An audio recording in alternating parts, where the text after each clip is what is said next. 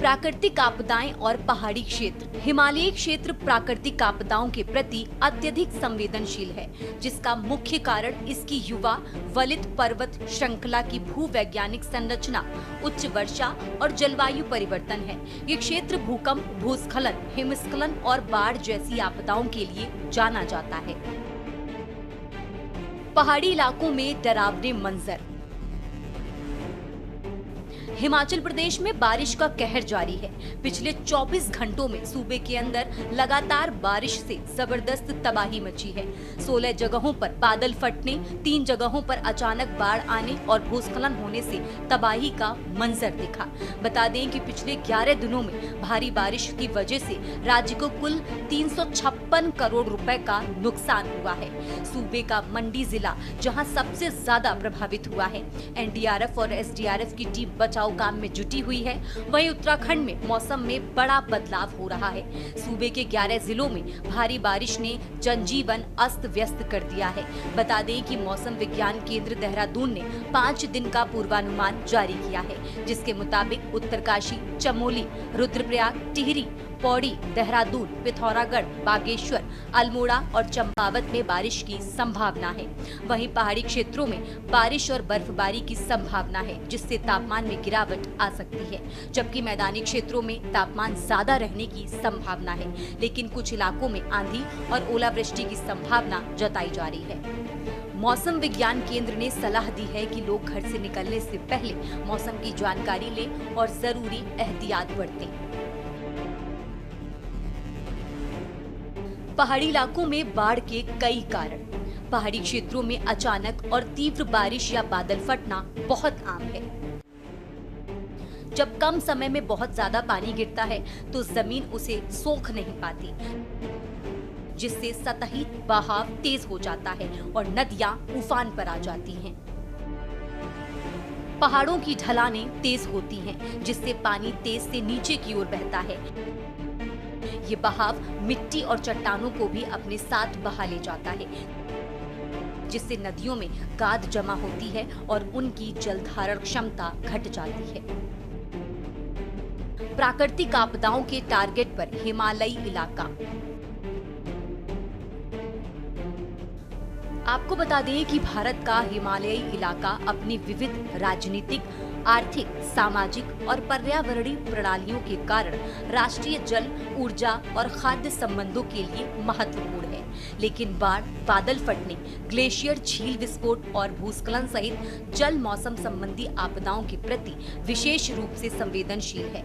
Monsoon के वक्त हिमालयी क्षेत्र में बादल फटने की घटनाएं बढ़ जाती हैं। इस तरह की घटनाएं मानसून के समय हिमालय की जलवायु परिस्थितियों से जुड़ी हुई हैं। इसी कारण मानसून की वजह से भारी और लगातार बारिश होती है, जिसमें नमी से भरी हवाएं, विशेष रूप से बंगाल की खाड़ी से भूस्खलन, मलबे का प्रवाह और अचानक बाढ़ आती है। इसकी वजह से जानमाल, बुनियादी ढांचे, कृषि, वन क्षेत्र और संचार प्रणालियों को काफी नुकसान होता है।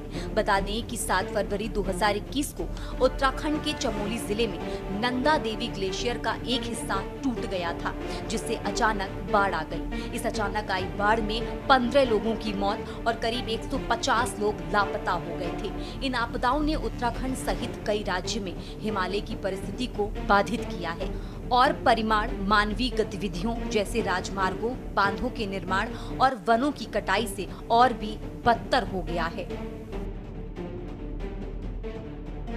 हिमालयी क्षेत्र में प्राकृतिक आपदाओं के कारण। जलवायु परिवर्तन के कारण असामान्य और अत्यधिक वर्षा होती है। मानसून के मौसम में हिमालयी क्षेत्र में भारी बारिश जनधन हानि का कारण बनती है। नदियों में गाद जमा होने से बाढ़ का खतरा बढ़ जाता है, जिससे भूस्खलन, बाढ़ और बादल फटने जैसी घटनाएं होती हैं।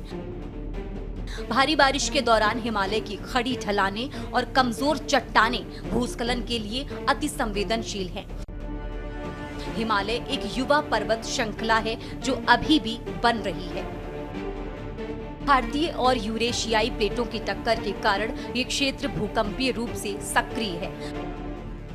प्लेटों की टक्कर के कारण अक्सर भूकंप आते हैं, भूस्खलन और हिमस्खलन को ट्रिगर कर सकते हैं। जलवायु परिवर्तन के कारण ग्लेशियर पिघल रहे हैं। ग्लेशियर झीलों का निर्माण हो रहा है। ग्लेशियर के टूटने का खतरा बढ़ रहा है, जिससे अचानक बाढ़ आ जाती है।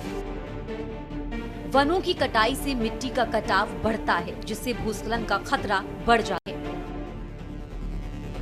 साल दर साल बढ़ता संकट। अगर उत्तराखंड और हिमालयी क्षेत्र में बाढ़ रिकॉर्ड पर नजर डाली जाए तो इस इलाके में साल 1970, 1986, 1991, 1998, 2001, 2002, 2004, 2005, 2008, 2009, 2010, 12, 13, 16, 17, 19, 20 और 2021 में तबाही जैसी स्थितियां पैदा हुई।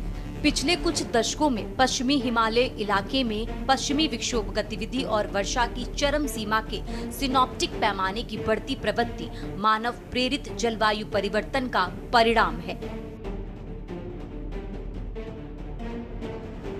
बांध और तटबंधों के निर्माण से कम होगा बाढ़ का खतरा।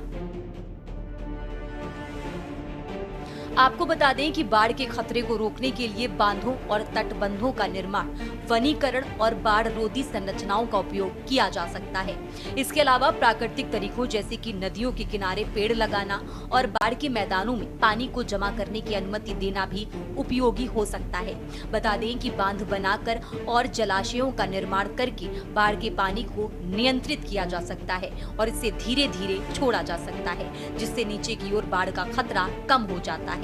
वहीं नदियों और अन्य जल निकायों के किनारों पर तटबंध और बाढ़ की दीवारें बनाकर पानी को एक निश्चित सीमा तक सीमित किया जा सकता है, जिससे आसपास के क्षेत्रों में बाढ़ का खतरा कम हो जाता है। जबकि शहरी क्षेत्रों में जल निकासी प्रणालियों को बेहतर बनाकर बाढ़ के पानी को प्रभावी ढंग से निकाला जा सकता है। स्पेशल डेस्क के न्यूज़ इंडिया।